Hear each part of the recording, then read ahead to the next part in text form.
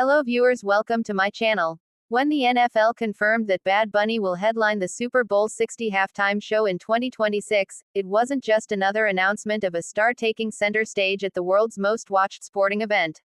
It was a cultural statement, a recognition of how music, language, and identity have shifted in the mainstream, and a celebration of a global superstar who has reshaped the rules of fame on his own terms. The Super Bowl halftime show has always been more than music. It's a ritual of spectacle, a space where artists cement legacies, deliver iconic pop culture moments, and sometimes spark controversy that echoes for years. In 2026, when the Super Bowl lands at Levi's Stadium in Santa Clara, California, it will be Bad Bunny, born Benito Antonio Martinez Ocasio in Vega Baja, Puerto Rico, who carries that weight. For him, the stage is not just about entertainment. It is about culture, pride, and history. In interviews since the announcement, he has emphasized that this performance is bigger than himself.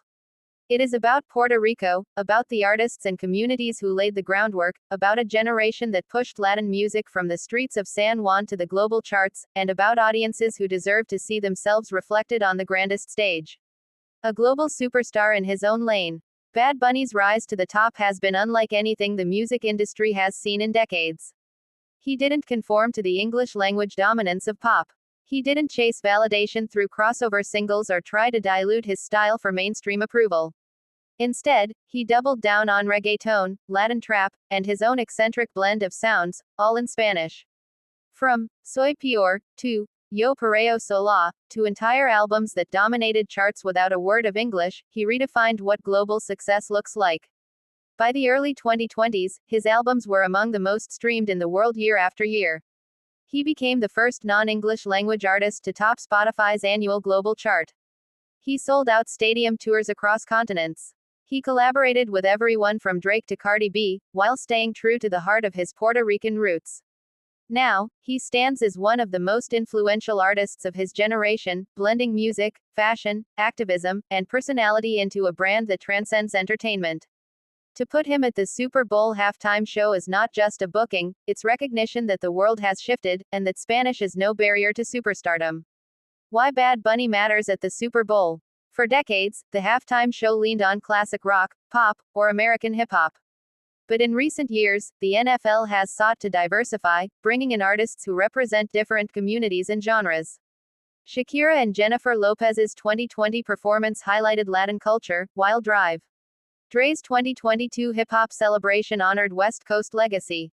Bad Bunny, however, is the first to headline the show solely as a Spanish-language artist. That distinction matters. It reflects a changing America, one where Latino audiences are not just a demographic but a cultural force. It also mirrors the global reach of the NFL, which has invested heavily in expanding its international fanbase. The halftime show is about spectacle, but it is also about identity. When Bad Bunny steps on that stage, millions of viewers who rarely hear their language on primetime American television will watch the world's biggest broadcast revolve around Spanish lyrics, Puerto Rican rhythms, and unapologetic representation. What to expect from the performance? The details of the show are, of course, under wraps. But anyone who has followed Bad Bunny's career can make some educated guesses about what to expect. 1. A setlist packed with hits. Bad Bunny's catalog is stacked with global smashes, from club anthems to heartbreak ballads. Expect a medley of his defining tracks, the reggaeton bangers, the trap experiments, and the stadium-sized anthems from his record-breaking albums.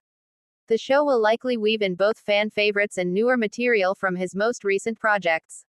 2. Cultural visuals and symbolism. Bad Bunny has always used his platform to spotlight Puerto Rican identity.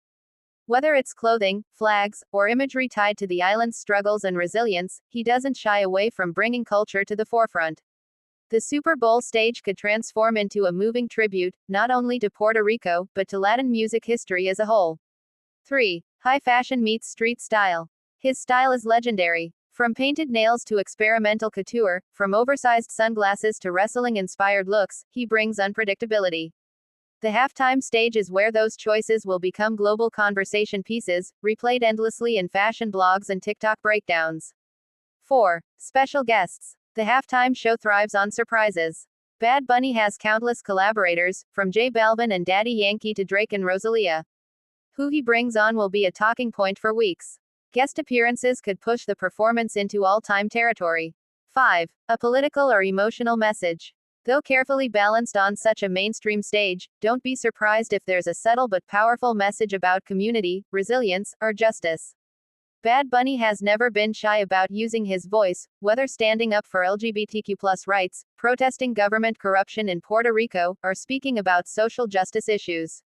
The Super Bowl could give him a chance to craft a message that resonates globally. The stakes of the stage. The Super Bowl halftime show isn't just a concert. It's a legacy moment. Careers have been redefined in 12 minutes. Think of Michael Jackson's commanding 1993 performance, Beyoncé's explosive 2013 show, or Shakira and J-Lo's viral spectacle. For some, the halftime show is a crowning achievement.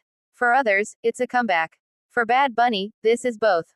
It crowns his ascent as the biggest Latin artist in the world, but it also challenges him to create a moment that will live forever.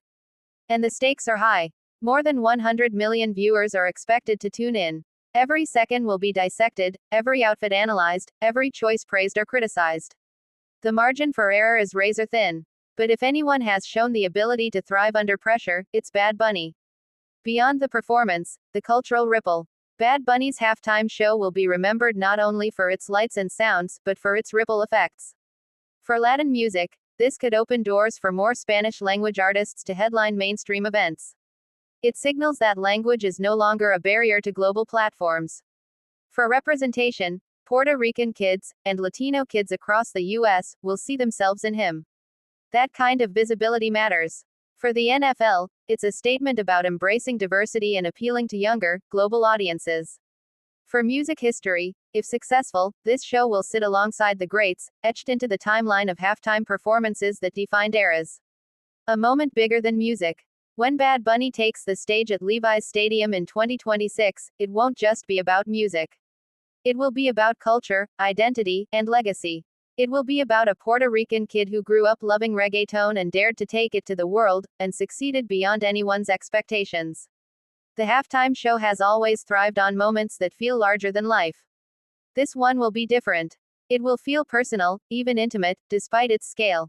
Because for Bad Bunny, it isn't just about him. It's about the people who came before, the communities who carried the culture, and the generations who will come after.